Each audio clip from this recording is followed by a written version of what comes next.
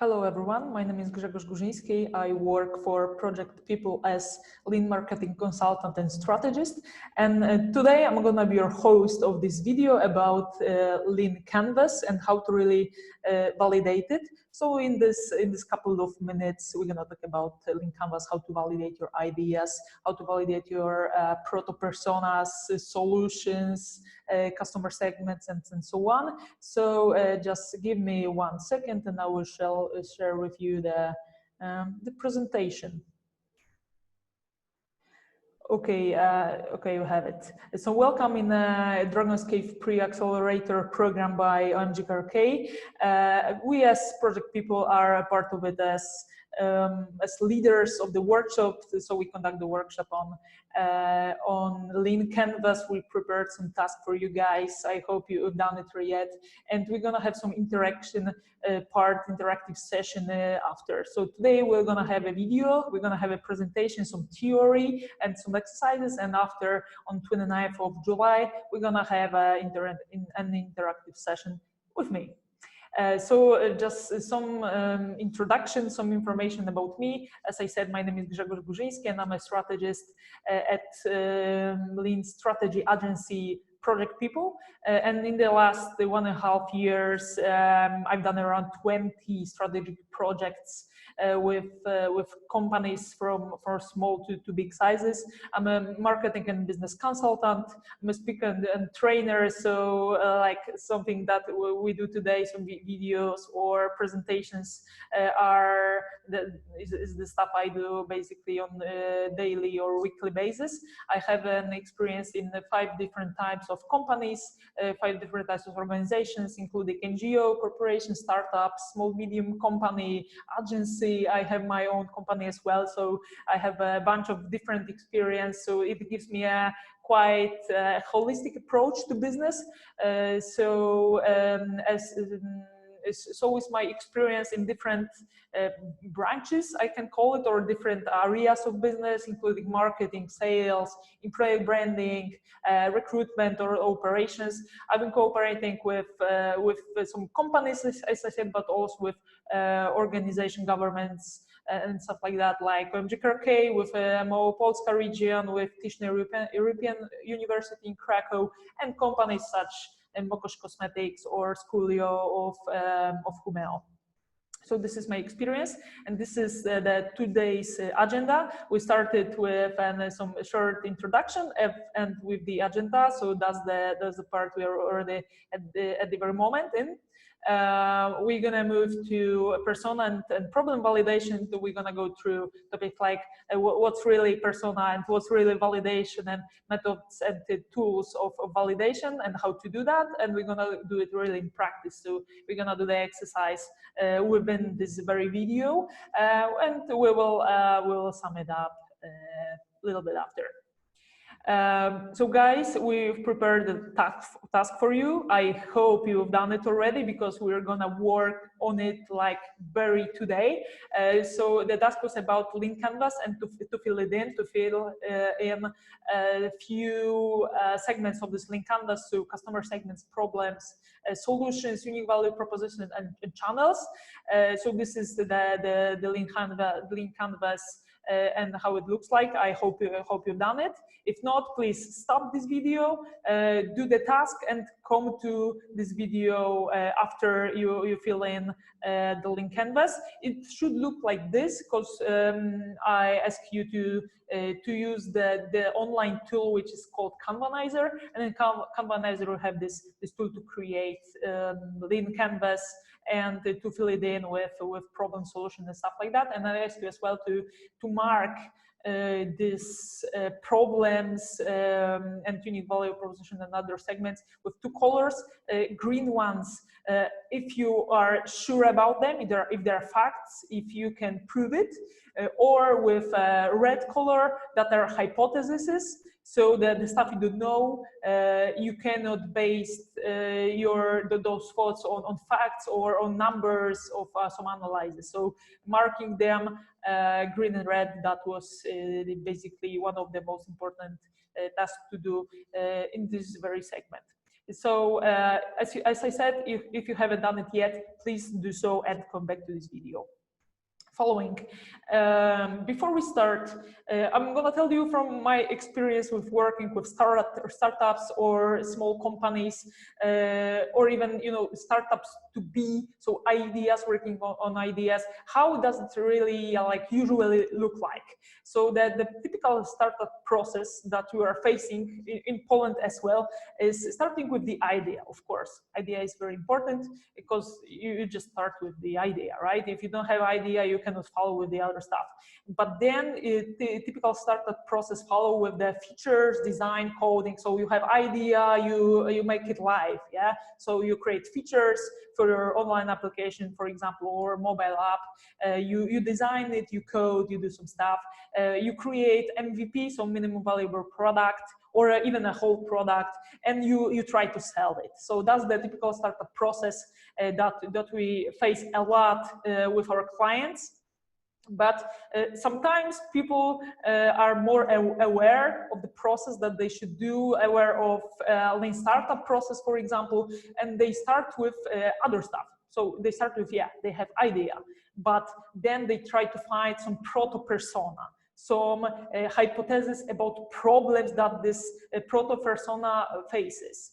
Some hypothesis about solutions, yeah. So you're very idea, very MVP, very solution, and a unique value proposition. So it's something that you give to the people that is very valuable for them, and that is the concept of your product. That's the very business, very first business model of your MVP, and that's a bit more advanced process that we experience with some more advanced startups.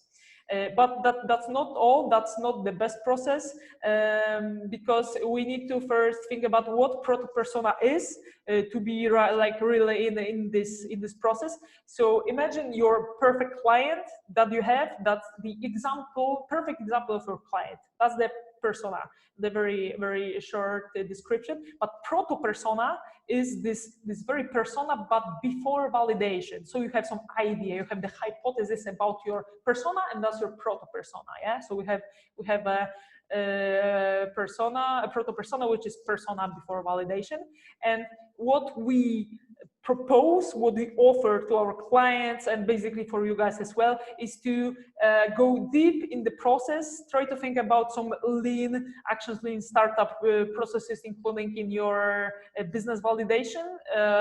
And we, as before, we can come back here, yeah? So we have proto-persona, hypotheses about problems, solutions, and unique value proposition, but we don't go straight to MVP. What we want to do is to validate it.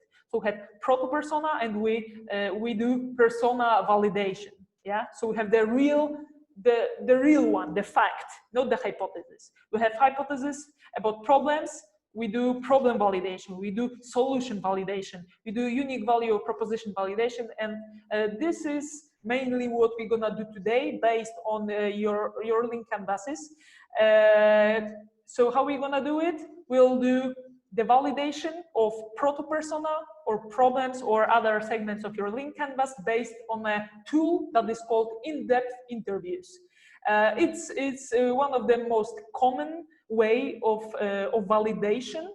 You might have heard about it. So in-depth interviews is a personal conversation, asking questions. That's the very simple description, with your target group. Yeah, so you want to validate some ideas, some customer segments, so problems of this very proto-persona with your target group. We're gonna follow, and we're gonna work on our real example of our client. So this will be example of the existing startup that was our client. So we're gonna work on this example first, and then we're gonna follow with your example, guys. So first we're gonna work on something that is existing yet, and then we're gonna follow with your startups. So I want you to meet Schoolio. Schoolio, it's a startup, it's our client that, as I said, is really existing, and it's an e-learning platform for children. And they do videos and animations helping kids, those children, to understand the classes in school, like school classes, a little bit better. And they were two co-founders who on daily basis they organize sport camps for kids, for children, so they have contact with children. They have experience with working with children, and they had just had this idea of learning platform. And the two personas, or we can call it proto-personas of this project, are a mother and a daughter. So this e-learning platform should be targeted to a mother and a daughter. Yeah, why mother and daughter?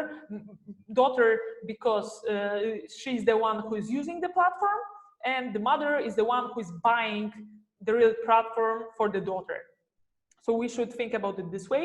And that's, as I said, that's the hypothesis, because that's the very beginning of the project. And some more information, the girl, the daughter, is still around 12 years old and takes part in extra activities like language courses, dancing classes on a regular basis. And the mother is a busy woman, but helps her daughter with her homework.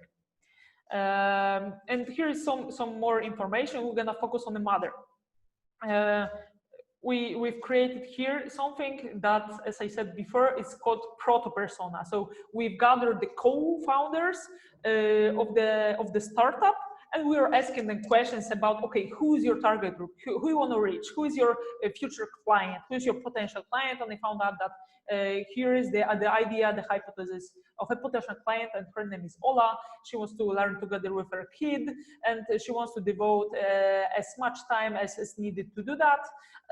You can check it out how she's really like.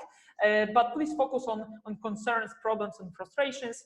She's angry at the education system, at teachers, at school, that she has to do this extra teaching, extra work, because she thinks that that's the job of the school, that's the work of the school to do so, and teachers to do so. She's frustrated that her kid has to catch up with material after school, so she has to do some homework, extra like school activities, and she's angry because it just takes time. And as I said before, her kid is doing some extra activities after school, so it's just time consuming as well. Yeah, so we have Ola. And I have a task for you right now, so please, in a couple of seconds, I would like to ask you to do a task. So there will be a task. So the question from me to you is, what would you ask this person, what would you ask Ola to validate if that's what we have here is true? Because that's, as I said, that's a hypothesis. We don't know that, we just assume, yeah? So what questions would you ask Ola, if you imagine you're talking to Ola, what questions would you ask Ola to validate if she's having those problems, if we want to check this very attitude to online learning, about this quote here, about who she really is, if she's really a owner of a law company, what questions would you ask? And that's the task for you, so just take your time.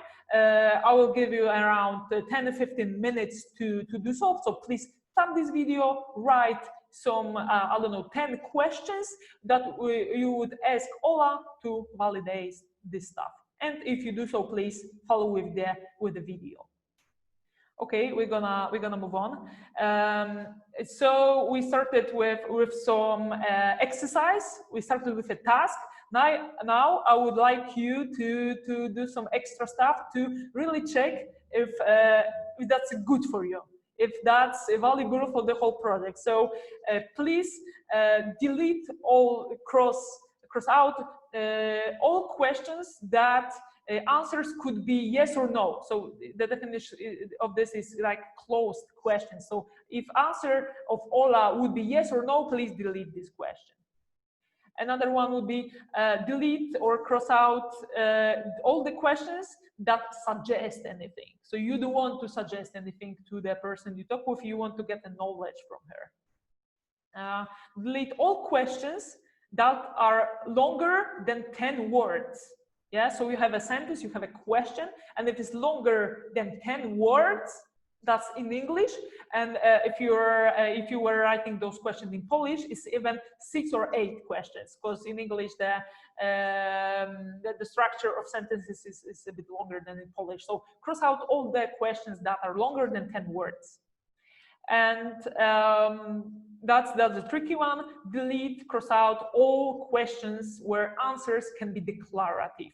So declarative is that something is saying something but cannot prove that after. Yeah. So the most common example of declarative question is, would you buy it from me? Yeah, that's a very declarative question, because if you don't ask this person for money after the question, the answer is just declarative. Okay, check out your questions. Check out how many questions you cross out. That's the actual exercise on how to create a scenario for your in-depth interview. Yeah. So this let's call it experience is about really thinking how we should focus on the very scenario, on asking questions, how asking questions is important in the whole process, in the whole business, yeah, in the whole startup validation. I will go with questions that we actually asked Ola. So that was not really Ola, but like 10 mothers who were potentially as closest to Ola as possible, and here are the questions that we asked them. What kind of school does the child attend? Because our hypothesis was that the child might attend to the private school, not the public school, but the private school. How do you support your child in learning? So we wanted to know, we want to get some information about how they learn together, or what they really do to learn better, to learn more, or follow with school. Another question, what does your learning together look like? Yeah, so our hypothesis was that they are learning together. Another one, what do you think about learning together with your kid? The hypothesis was that they do it on a daily basis, and they are a little bit tired of that. How do you find materials for learning? And here I want to focus on this very word materials, because we didn't want to focus on online learning, because we wanted to get information. Okay, do you use online learning materials, or you use just books, or you, I don't know, you have some extra paid classes for the kid? So that were our 5 questions to Ola. Just check out as well that there are not so many. There are not 10 or 20 questions. That's 5 simple questions. Actually, we're gonna talk about it more in a couple of minutes. And here are the answers, because we, as I said, we validated this proto-persona. We validated what are Ola's problems and frustrations, what's her attitude to online learning and stuff. So just stop video and check out what you have here, what we crossed out. To focus on the most important stuff is she doesn't learn together with a kid if she doesn't have to. She doesn't like it. She doesn't want to come back to the school times when she had to do math or stuff like that. She doesn't play with the kids. She really learn together because she tries to inspire her children to do it themselves. Yeah. What are the problems of frustration? She's not angry at teachers. What's important is she's not angry at teachers, she's angry at education system and core curriculum. So the structure of classes and the structure of the school looks like, not the very teachers, which is very important actually. And for example, she's not angry because the teachers don't teach them how to learn, not the information, but how to learn. But she wants to focus on teaching her kid to educate herself. So she wants her daughter to educate herself, not using teachers. And the teachers, they don't have to make them learn. Yeah, they have to inspire them to learn themselves. That's the very important. So that's the validation through this questions. So those questions are quite important, I have to say. So now some theory about creating in-depth interviews, creating questions, designing a scenario for in-depth interviews. How they should look like, what they should be. They should be open, so not closed, so no yes or no questions, but open questions, like starting with what, how does it look like, how do you feel, not like okay, did you do that? Yeah, that's the closed question, because the answer is yes or no. Do not suggest anything, so you try to not just suggest anything through questions. It's sometimes in a theory it's called like question with a thesis. Yeah, so you ask a question, you want to get some answers. You don't want to get a very specific answer, you want to get knowledge from this person. Yeah. Done by objective person. That's very important to do it by objective person. For example, if you're questioning mother about education system, you shouldn't be a teacher. You shouldn't be, actually, it's the best if you wouldn't be the mother. Yeah, it's the best if you're objective person, you're not really emotional about the topic. So that's quite important. You should exclude declarative answers. We're talking about it, about this will you buy it from me. They should be clear and simple. So about this 10 words in English for one sentence, and adjusted to the person you're speaking with. So what does it mean? If you're talking to the mother, you speak in a different way than if you're talking to the daughter, right? It's a different one. You talk differently to a student than to a university professor, right? That's the language is quite different. And on the other side here, you have some common mistakes about creating or designing a scenario. Research done with a wrong persona. So imagine I want to find Ola, who is a mother of a daughter, and I try to find those people, and instead of finding mothers of daughters who done daily exercises or daily extra sport activities, I find I don't know, father of a son. Yeah, father of a son. It's not my persona. And if I do research, if I do interview with a wrong persona, with a different person, the answer would be different. The output would be different from what I want to achieve. Yeah, so that's quite important to do it with a right persona. Product shown in the very beginning, and actually we can include it that many people try to sell the idea of the product through the interview.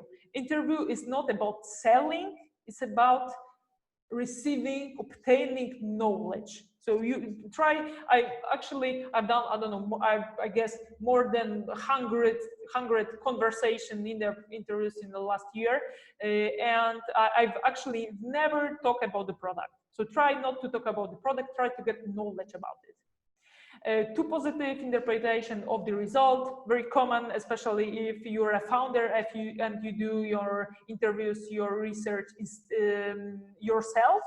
So you want to have a positive result because you just want to follow with your project, you want to continue your project, but you should try to look at it as objectively as possible, right? So to not interpret it too positively. And another one, suggestive questions. Of course, we've been talking about them. Selling a product during a research. So not only, you know, showing your product, but also selling your product. Quite a common mistake. And questions that are not connected with hypothesis. Very common as well, like talking about the different stuff that is not connected with your product, with your knowledge that you want to obtain. And some good practices on the other hand of interviews, so recording the interviews. So if you use your phone, if you're doing a video conference, so I actually recommend you to record it. Of course, you need to ask a person you talk with if you can record it, because after you can check it out, you can listen to the whole conversation, you can write down the summary and some basic or the most important information, because sometimes you might miss it. During the, I don't know, one hour conversation, you might miss something. So having a recording of it is quite important. I recommend it. Adjusting communication channel, we were talking about this adjusting the communication with a university professor and the student. On the other hand, for example, if you're talking to the kids, if you're talking to the kids that are still in the school, sometimes they're a little bit shy. They don't want to have a phone conversation. So how can you adjust it, the communication channel? In this very case, for school, we've been talking with kids as well, with daughters. They were about 12, 14 years old. So we were talking with them through the messenger, Facebook Messenger. So we're writing with them instead of having a phone conversation, because we try to adjust the channel as good as possible. And here are some tips maybe. The most valuable conversation you're gonna have face to face, like meeting the real people, because then you're gonna see the emotions, the reactions on your questions, and you can adjust that as well. Like the second step, I would say, in this ladder would be video conference. So let's say something that we have here. It's for now it's like one side conversation. Let's call it. But video conference, it's also a good one. It's better than the phone conversation, because you just can see the person you talk with, right? Then you have a mobile conversation, and the last one is texting, is using some communicators like Messenger. Focus on listening. So 80% of the core of the conversation should be your listening. You're talking to the person you want to get a knowledge from, right? So you don't want to talk too much. You want to ask questions and ask extra questions. You want to go deep into the conversation and not presenting your point of view. You want to get the knowledge. So 80% of listening. Iterating, that's quite important. Imagine that you're talking to 10 people and you've created this scenario for the interview. You have 5, 6 questions. And after 5 people you interview, it came out that nobody answers one question, because you just done it wrong, it's not correct. So you can iterate it. What does it mean? You can change it through the process. So like creating interview scenario, creating question, designing the interview is a process. So you can start with 5, 6 questions, let's say, and then you can change it after. You can change the question. Here you can see ask 4, 6 questions. So it's very connected with this 80% of listening. You don't want to ask a dozen of questions. You want to focus on the information that you gather from the person you talk with. So basic questions, not going too deep first. Then you receive some information, so feedback, and then you can go deeper. But basic questions to be very, very simple, and just a couple of sentences, just a couple of questions. And the last one, to have an opening question. What does it mean to have an opening question? It's like not starting with, okay, so I create this product, okay, what does your kid, what school does your kid attend? Yeah, that's not the opening question. Opening question is like to warm up the conversation a bit, because people are sometimes very stressed when they talk to you, especially if they hear that you're gonna do interview with them. It's like it's very connected to the press language, so let's call it. The opening question will be like, okay, what's good today? Yeah, how did your day start? Or what they're doing right now, if you're busy today, or something like this. So starting with warming up, opening question.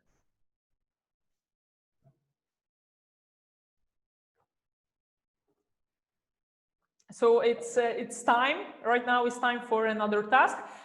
your in-depth interview, because before we were working on a different case, and right now we're gonna work on your very in-depth interview. And I come back here to your lean canvas. Now you should have those green labels and red labels.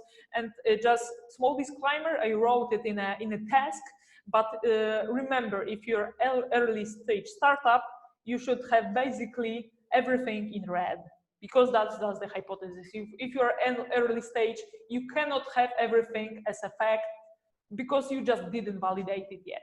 Yeah. So if you don't have most of the stuff labeled with red, that means here is something wrong. So think about it. And the second thing is, okay, what do you want to validate? What do you really want to validate? Do you want to check if your proto persona have this very problem? What solution this persona probably needs? What's the very unique value proposition that you might present to this persona to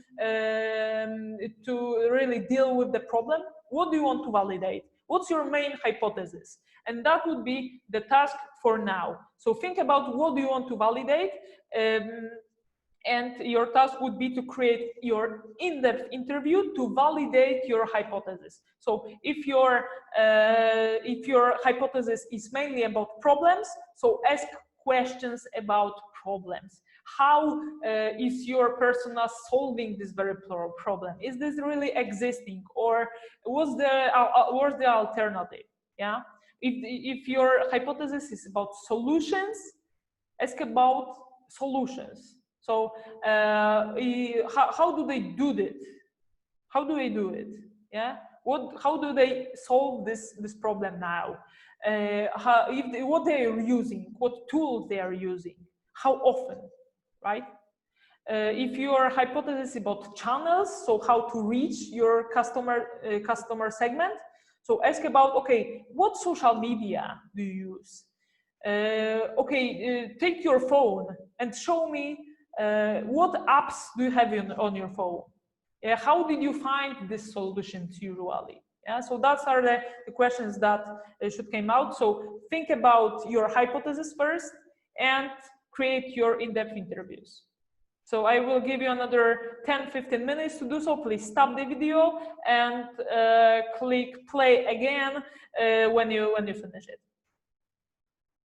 Okay, so we're gonna go back to the presentation. I hope your in-depth interview is designed yet. You have some questions, and now let's go back to the theory. So delete or cross out all the questions that the answer could be yes or no. So closed questions. Delete all the questions that suggest anything, suggest something. Delete every question that is longer than 10 words in English and let's say 8 words in Polish. Delete all the questions where answers can be declarative.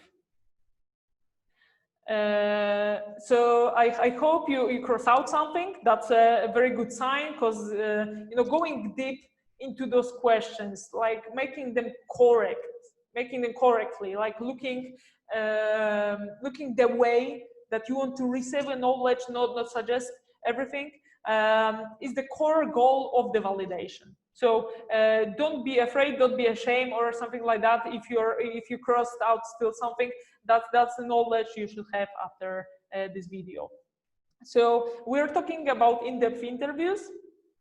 Yeah, we've done some exercises, but I will present you the different or other validation methods that you may use. One of the most popular ones is online survey. So using like Google tools, for example, to create online survey to do some more to find some more numbers. Yeah, not really doing in-depth interviews, but having some numbers, asking questions for a bigger number of people. Focus group is when you gather, let's say, 8 people in one room. You give them some task to do and you listen how they do it. So for example, you gather a group of designers and you show them the design of a website for a landing page of a career page of a company, and you just ask, okay, what do you think about that? And they discuss, and you just make notes and summaries of this information. That gives a very good feedback. Face-to-face meeting. I will give you one example. I was working with a cosmetics company, and one of our ideas for validation methods was to go to the glossary store that their products were presented in and talk face to face to the people that were taking this product for a shelf. So they were going to buy it and ask them questions, so like very face to face questions. Another one, A to B tests. You might heard about it if you have experience in marketing. So A/B tests are, showing two different. For it is the example, showing two different types of ads, online ads like Facebook ads, for example, to the same group of people, and which one reaches a more number of people, or have more clicks, or more people bought it through these different ads. Then you have the test that this A version or B version is better. Pre-sale, very good validation method, very I can say trendy or sexy in Poland lately. So before, for example, before you write a book, you try to sell it first. So you do pre-sale, and when you reach some number of people who bought it, or number of or just number of money that you want to receive, you want to gain from it, then you start to create this book. And another one that I would like to present here is fake sale, or professionally it's called the Wizard of Oz test. So imagine that you have a landing page, you have a website, and the products, for example, video conference tool. And you want to buy the access to this tool, so you click the buy button.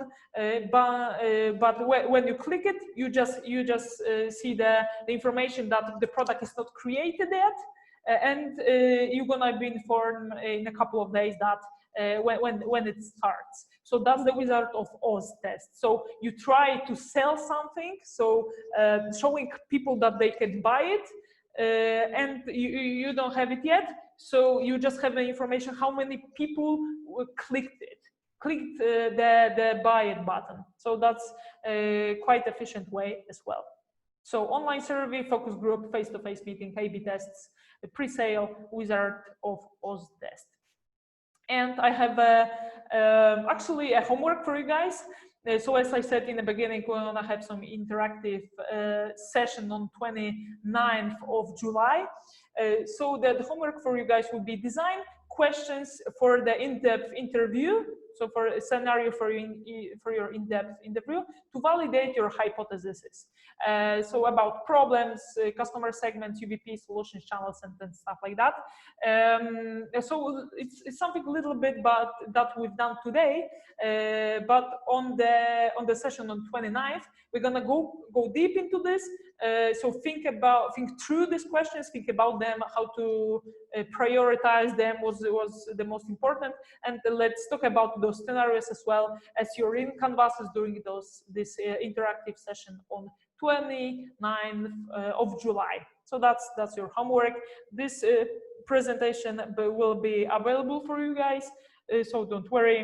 And thank you so much for today. And if you're gonna have any questions regarding Clean Canvas, interviews, validation, please feel free to contact me on my email here or find me on LinkedIn. Feel free to do so. Thank you very much for today.